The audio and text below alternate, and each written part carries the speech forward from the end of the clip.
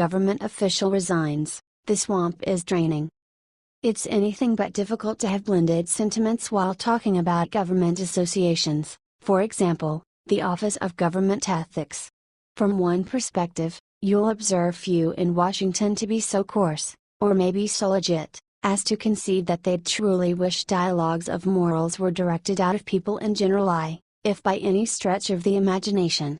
All things considered, Washington is not the place to go to discover undiluted trustworthiness. Then again, it's difficult to contend against advancing moral conduct, or if nothing else of uncovering the more unfortunate cases of exploitative conduct. The issue with the Morals Office is the subject of how moral it is. As such, by definition it has set itself over the shred, a troublesome position to keep up. So it comes as some stun when the leader of the Office of Government Ethics, Walter Shaub, just suddenly resigned. We're foreseeing that the left will utilize this in an endeavor to condemn President Trump, yet on the investigation, things may be somewhat not quite the same as that story. Shaub, an attorney, expressed dissatisfaction with the current situation at the DOJ and announced that he accepted a new job at the nonpartisan Campaign Legal Center, NPR reports. Shaub did not elaborate further on the problems he had at the DOJ, but he mentioned the desire for greater freedom to pursue reform. The current situation has made it clear that the ethics program needs to be stronger than it is, Shaub told NPR. At the Campaign Legal Center, I'll have more freedom to push for reform. Shaub sent Trump his resignation letter and praised his colleagues in the ethics office for their work. It sounds like Mr. Shaub is despondent with the president and his arrangements, in spite of the fact that he has limited his feedback to less open scenes. Shaub has a privilege to his opinion, however. How about we investigate his different sentiments? Shaub received a bipartisan reprimand from Congress shortly after Trump took office to criticize the president in a closed-door meeting. Some critics have questioned his objectivity towards Trump, citing his political donations to former President Barack Obama and prior defense of Hillary Clinton's ethics. Stop in that spot. Shaub has protected Hillary Clinton's morals? How could that be? She has none. By and by, while we might want to compliment Mr. Shaub on an occupation well done, on the off chance that he was at work while Hillary held office and turned out poorly the hostile over issues, for example, the Clinton Foundation and her strange email system, we should withhold our claim and also question the unprejudiced nature of this man. Consequently, what he needs to say in regards to President Trump or any other individual should be brought with a grain of salt. What do you think about this? Do not hesitate and write your thoughts in the comment section below. Thank you for reading. H.T. Washington Free Beacon.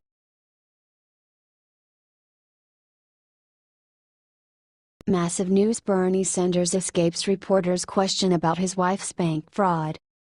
Bernie Sanders ignored the questions asked by Fox News reporters and the Associated Press about the recent investigation of his wife.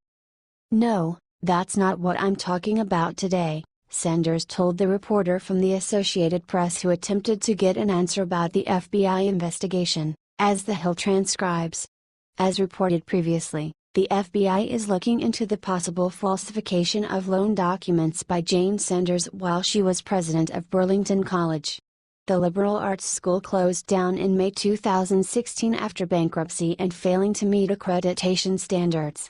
Well, I'm glad that you're interested in the fact that the Republican leadership is proposing legislation which would throw millions of people off of health insurance, Sanders responded to the Fox News reporter who asked if the socialist politician thought the investigation into his wife was still politically motivated, after other outlets had also reported on the story. What do you think of this? Share your opinion.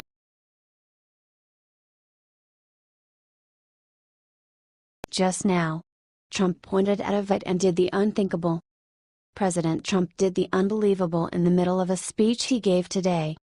He honored Harry F. Miller during his speech at the annual Freedom Concert in Washington, D.C. Watch the incredible moment below.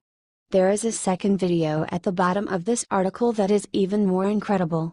How inspiring was that to hear the crowd chant Harry, Harry, Harry, in honor of our vets. If you don't know who Harry Miller was, here's what you need to know.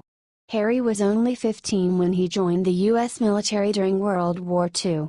Harry lied about his age when he joined the armed forces. Harry was a hero at the infamous Battle of the Bulge. Here is his incredible story below. The third video at the bottom of the page is even better. Trump then made sure to close by announcing that God would become a staple of American pride again. We cannot force God out of this country, and Trump made that very clear.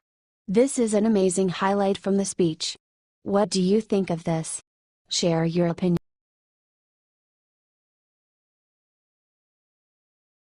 Shocking, Trump said the 5 magic words the media didn't want him to say. President Donald Trump attacked the fake news liberal mainstream media once again. He told everybody what he thinks about them very openly. Trump talked about how America has always stood for liberty, and he said that our rights are given to us by God, and no earthly force can ever take those rights away. What do you think of this? Share your opinion.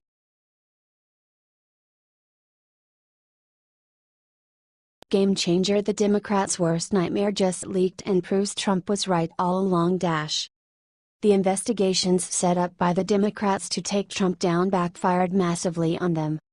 We all remember the Russian dossier that was passed around by reporters and used by the FBI to start the process of bringing Trump down. We now know who is behind this dossier, and this fact will probably turn the whole investigation back on the Democrats.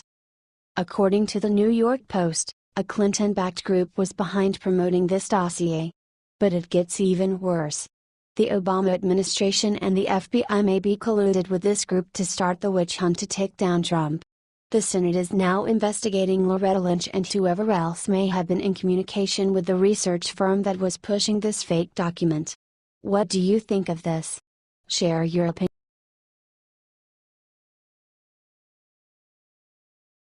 Caught red-handed. One document that could prove McCain's ties with Russia just erupts. It would be extremely unexpected if, after all the clean settles over the huge number of charges of odious associations between American government officials and Russia, that things being what they are, everybody blamed had something to cover up aside from President Trump. More unusual things have happened. John McCain, that rhino that conservative Republicans truly wish had resigned a few terms prior, might have a few potentially disastrous secrets that are going to fly out. Given his feedback and absence of help for the president, this would be something to see without a doubt.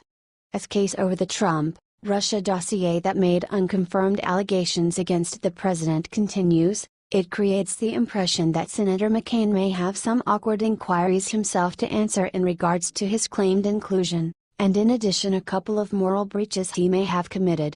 Senator John McCain faces questions in a defamation lawsuit about leaks leading to the publication of the now infamous dossier that alleged Donald Trump's campaign had connections with Russian operatives, McClatchy learned.